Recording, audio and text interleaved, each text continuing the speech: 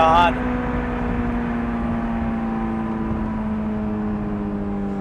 Crazy. Even though you know it can rev that high, your brain doesn't think that it can. It just doesn't make sense. So 20 years later, we have the 2002 Honda S2000, and it still looks absolutely timeless.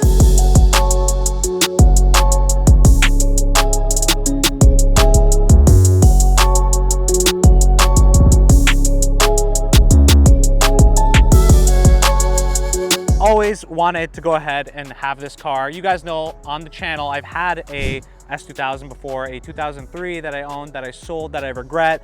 A great buddy of mine has gone ahead and lent me what I think personally is the most beautiful Honda S2000 that I've seen in Ontario personally. It's in absolutely mint condition. This is a 2002. He has a bunch of mods that have been done to this car specifically, lots of tasteful stuff, so it still retains the beauty of the OEM original look. And then we have the hardtop on this one, an OEM hardtop. But you guys know on this channel, this is one of my favorite cars. I think number one, for a 20-year-old car, this looks breathtaking and timeless even today, right? I still definitely think this turns heads.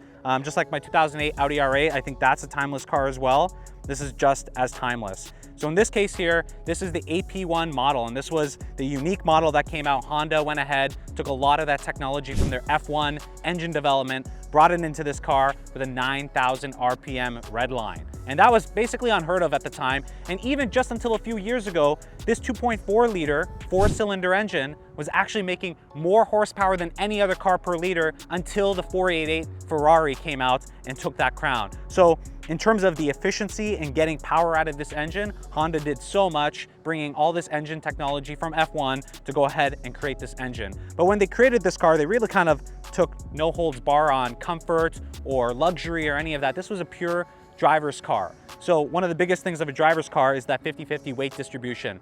So one thing that they specifically did, even with that engine, they brought it as close to the firewall as possible. Basically, this long hood, half of the hood is basically empty. It's just the airbox. So you have the engine here, really close to the center of gravity, making that 50-50 weight distribution from front and rear, but they actually went ahead and designed this so left to right, the distribution was even. And they really designed this car thinking that nobody was going to be in the passenger seat and making that distribution of weight as even as possible. So, you know, in the interior, it's no frills, right? Everything is pointed towards the driver. Everything is race inspired. You have the tachometer that was a homage from the McLaren MP4 and the MP12 that they did with this car. And it came in here into this beautiful tack, showcasing the 9,000 RPM redline.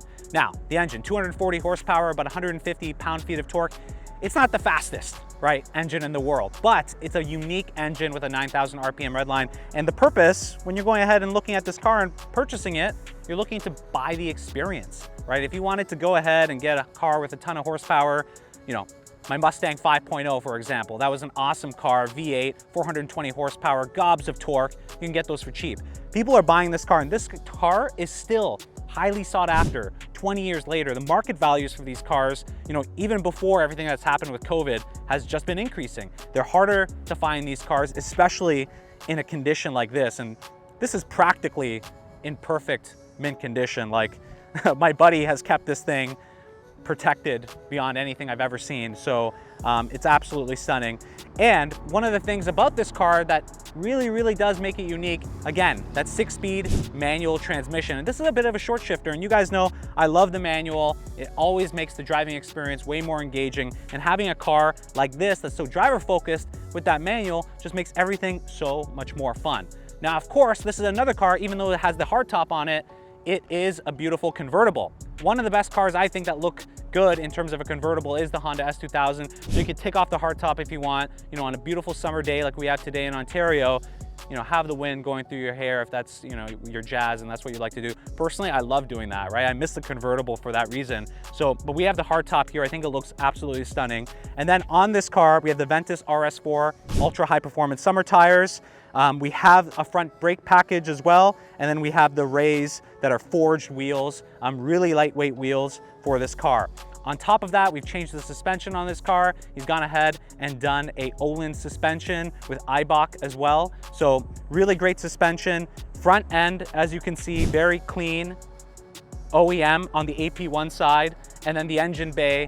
This engine is the top spec of this family. And that's why for these S2000 engines, when you see the red cover, that is the top premier spec of this engine. That's the race engine, that most performance in that engine family is coming out of that car.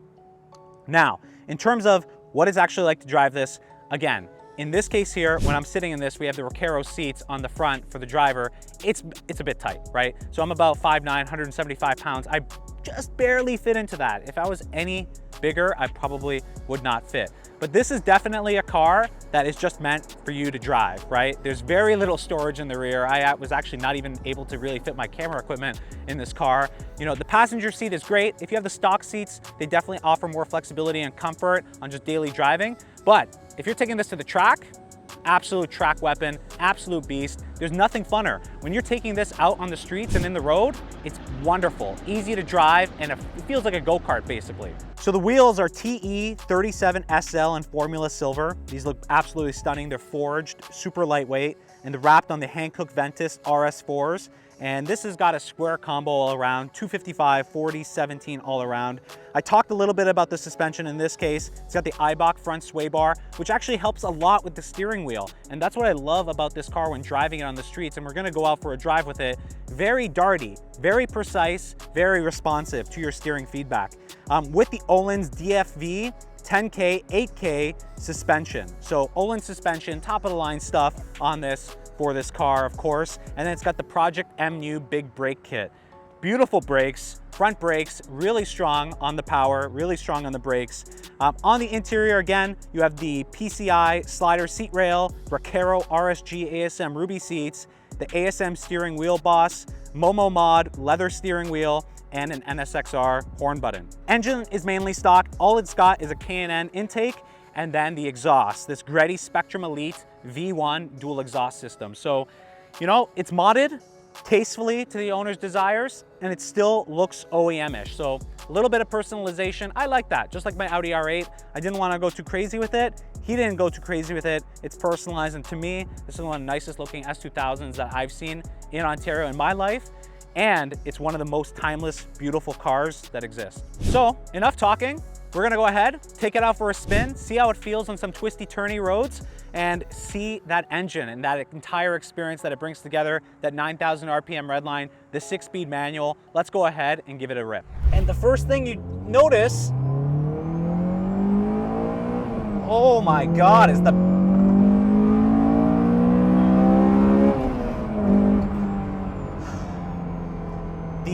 buildup of power. Well, again, 240 horsepower-ish, it takes a lot of time to get to that power band. You need it to be to really get to the power of this engine, about 6,000 RPM, right? 6,000 RPM and up is where you really get that kick. That's when the VTEC hits. You really do feel that power. Love the gauge, you know, back from the McLaren days. They brought that in over here. It looks wonderful. I think it's iconic, especially when you see that 9,000 RPM redline up there. And this steering wheel, again, everything's very driver focused. Like if this was a dedicated track car, this is the perfect dedicated track car. The suspension is really, really good for a car at this stance, and this car has been lowered, right? I would have thought that the suspension would actually be worse, but in my driving so far, it's actually been really good. I've driven this car for about 3-4 hours now, just around the city streets, some of the winding roads, and it's compliant and it's handling everything well. We're gonna downshift, get up to that red line. Oh my God. Really, this car comes alive past 6,000 RPM. It really opens up, the VTEC kicks in, and that's when you get the majority of the power band in this car. And one of the first things you come and notice is just the sense of speed. Everything feels fast in this car. It doesn't matter that you maybe don't have 400 horsepower. You have 240 horsepower out of an engine that you have to go ahead and wring out to 9,000 RPM. So it's just an exciting experience to be in this, and it's extremely track focused, extremely race driven. Everything in terms of the controls are in your fingertips here. This 6-speed transmission is a nice short shifter compared to my R8, which is a gated one where you gotta really clack in the gears. This one's a nice little short shift, right? You're getting into those gears really quickly. You know, if you're interested in track setting, sometimes it's probably better for that. But realistically, I'm here to have fun with this car. You're here to have this car to actually enjoy it. And What a experience. Now, I would say getting in and out of these seats is a little bit difficult. So if you have the stock seats, that's probably good for everyday usage. But you can go ahead and get these Recaros if you want that nice, snug experience with the car. And I really do feel one with this S2000 now. And this thing just loves to rev. It's kind of like counterintuitive. You're always thinking, I can't go that high, I can't go that high. And the RPMs just continue to go that high. And honestly, it's pretty epic experience. And you're seeing that tach go up, and we're gonna go ahead here, put that gas down, and this car sings. Under 6,000 RPM, yes, it's off of, you know, its pace, right? You need to go ahead and put it above 6,000 RPM to really get into the power band of this engine. The suspension is doing marvelously. This Olin suspension, taking all the bumps of the road really easily. You would think for a car that's lowered to this stance that it would struggle, but this suspension is done phenomenal. The Eibach front sway bar, by the way, really helps make this thing, just planted and precise with your steering inputs. This is truly like the definition to me of a driver's car, right? If you just care about the driving experience, this is a car that's amazing. If you want to feel, and this is the other great thing, a lot of cars, they're much bigger, they have a lot of horsepower, but it takes a lot of speed to make you feel like you're going fast. In this car, it takes no speed at all, and you just feel like you're flying, which is crazy. I like that, you know, you maybe get less tickets, right? So I love everything about that. And again, part of the 6-speed manual makes you feel so connected to the car. This 9,000 RPM redline, it's honestly a magical experience, really. And for the cockpit, for the passenger, they really have nothing going on. It's really, everything's focused towards you. Great visibility out of the front of the windshield. I can see everything in front of me really clearly. The A-pillars aren't too bad. And again, when this is in convertible form, that's even better, right? If you want to go ahead on a beautiful summer day, whip out the top, have a nice convertible experience, you can do that with the Honda S2000s. And I think it's one of the most beautiful looking cars in a convertible format. Coming back in this car, honestly, I just have regret of selling mine, right? Like, I really wish this was my own. I really wish I had one of these examples, and these cars are going to be just harder and harder to find. Now, the one criticism of these cars, it does have snap oversteer. So, you know, I actually have a buddy that had snap oversteer, ended up totaling his S2000, and you know, that's going to happen to a lot of people still, you know, if you don't know how to take control of this car. And I know it's got these great tires from Hankook on it, but you got to be careful for snap oversteer on these cars. They're known for it. And just the, oh my God.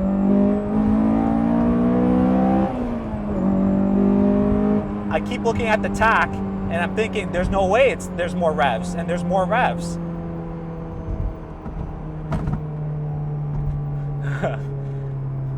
It just feels like I'm getting myself in trouble. Even though I'm not going super fast, I'm on public roads, I can't get the sense of like I'm being safe. I get the sense of like I'm going to cause trouble at that RPM, right? Anything 7, 8, 9,000, it's like you're playing with fire. It's pretty cool. I like the steering wheel too. Now, I remember my stock steering wheel, but I really like this. It's light, you can easily grip it. Like, I can see why this is like a track-inspired steering wheel. Now, I don't think there's a airbag in this, but that's okay. I'll just be very safe.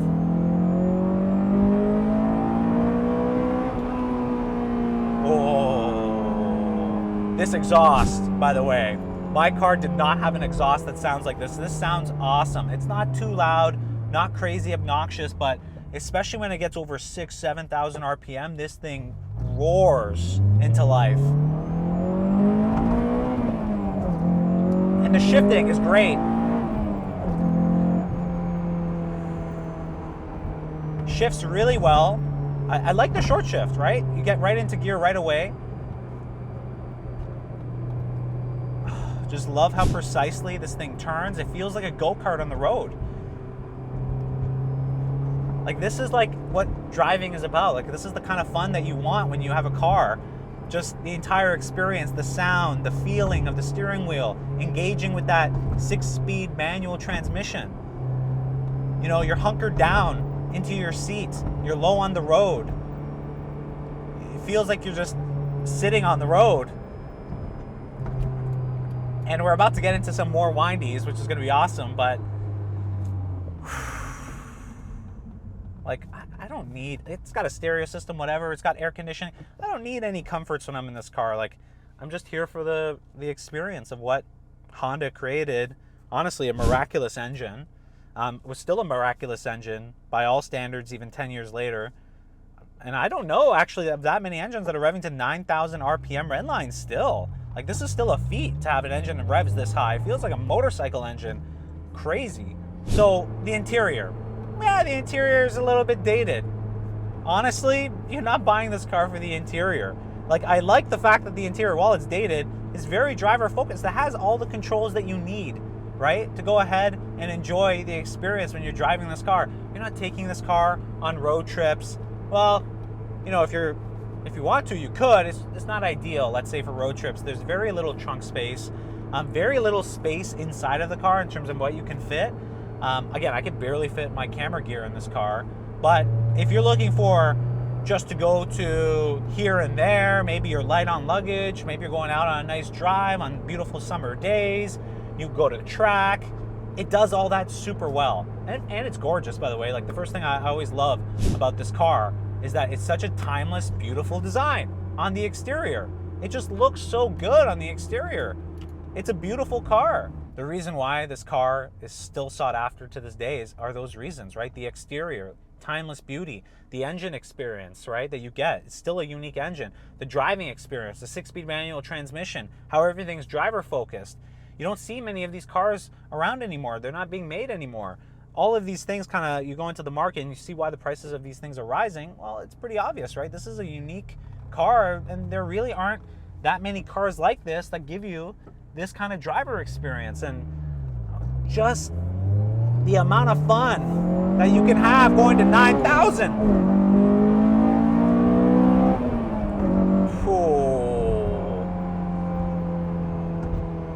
The other thing I'll mention, actually, it's probably specific to this Recaro seat, is that I'm more in an upright position. I really get to see what's in front of the car.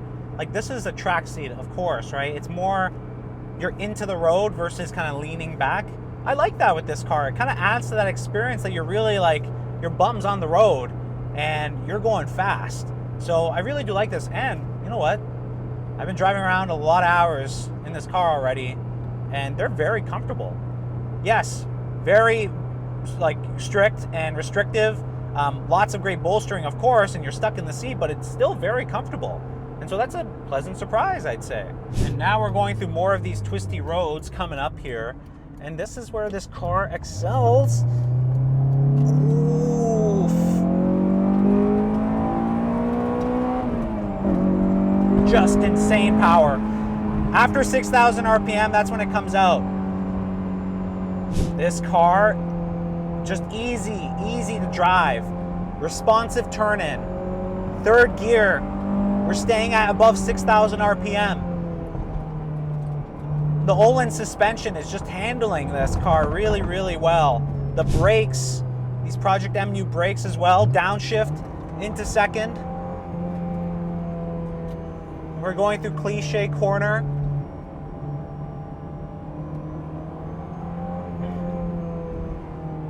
Love the responsiveness, love the responsiveness. Engine is strong. Transmission just likes to shift, but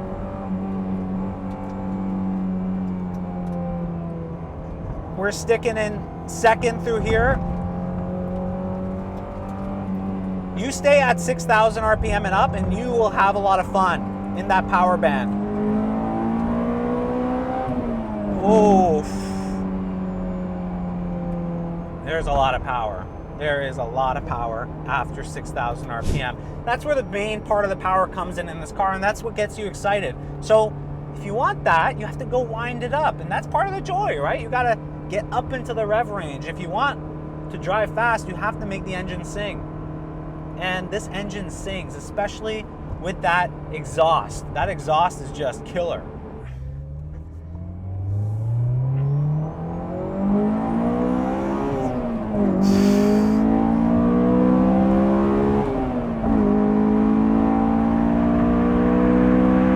Oh my God.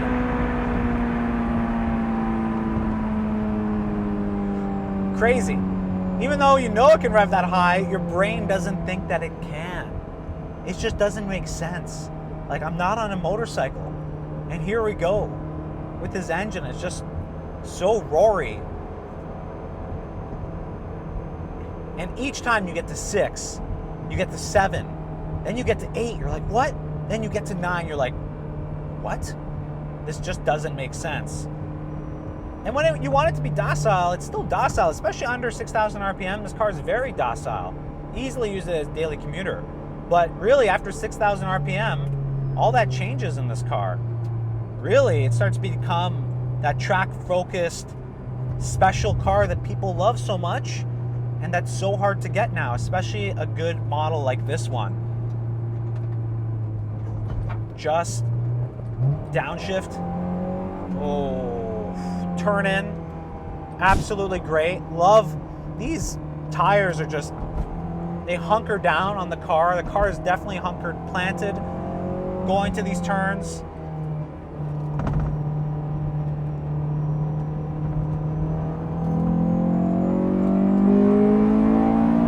Wow, wow. Oh my God, vicious sounds. Absolutely vicious.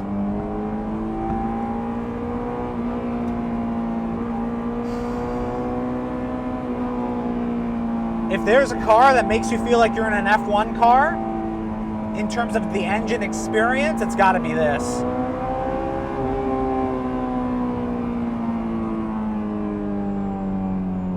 Just incredible. Wow. Wow. Oh.